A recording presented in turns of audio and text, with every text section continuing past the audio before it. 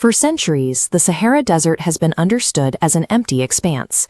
3.5 million square miles of shifting sand, exposed bedrock, and dried riverbeds, totally devoid of human infrastructure. In the spring of 2026, an international scientific coalition launched a new satellite array designed to find hidden, deep-water aquifers to combat regional droughts. The satellites were equipped with next-generation, deep-penetrating radar, calibrated specifically to map the density of the Earth hundreds of feet below the surface. When geologists mapped this topographical data from a highly remote, uninhabited sector of the desert, the radar returned a massive, highly reflective flat plain. The computers had detected a highly structured artificial grid. The sensors outlined perfectly straight avenues, precise circular plazas, and the foundations for massive, stepped structures buried deep in the sand. While finding a buried city shatters the myth of a barren Sahara, the true mystery lies in the specific physical material the city is made of.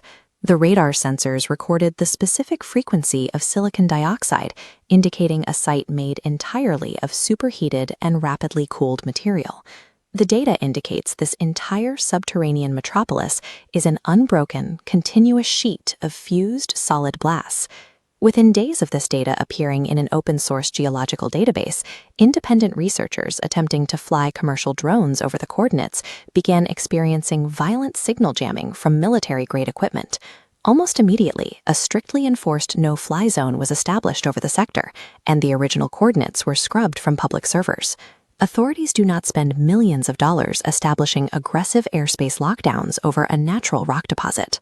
The scale of the response indicates an active, highly classified operation to recover whatever technology is buried in the sand.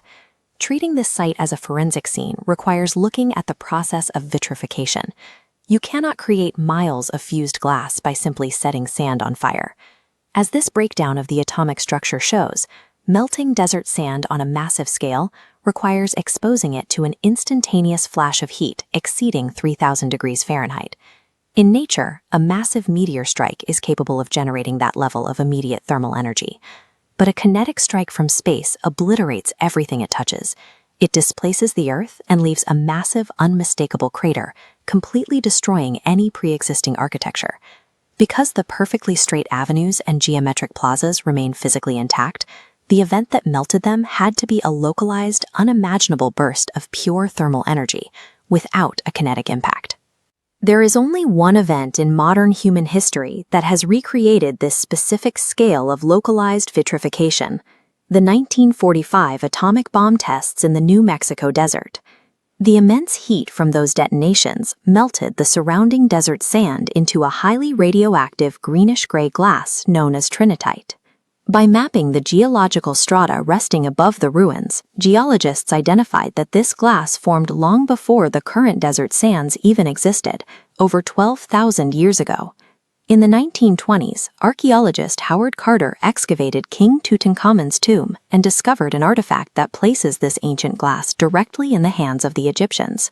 On the boy king's body was a golden breastplate featuring a perfectly carved scarab beetle sitting right in the center. The material is Libyan desert glass, which scientists struggled to trace to a natural source for a century.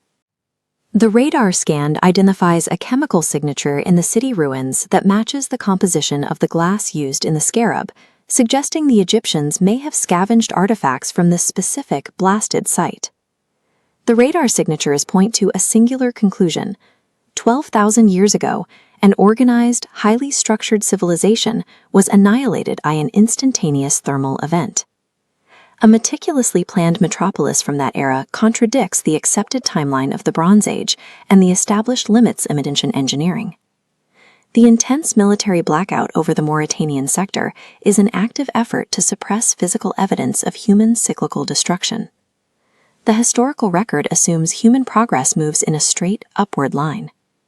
The glass structures buried under the Sahara suggest that we can rise to incredible heights, only to burn ourselves back to the Stone Age. If a society possessed the capacity to trigger an apocalyptic flash of heat 12 millennia ago, there is no guarantee we are safe from suffering their exact fate. Like, share, and comment. Subscribe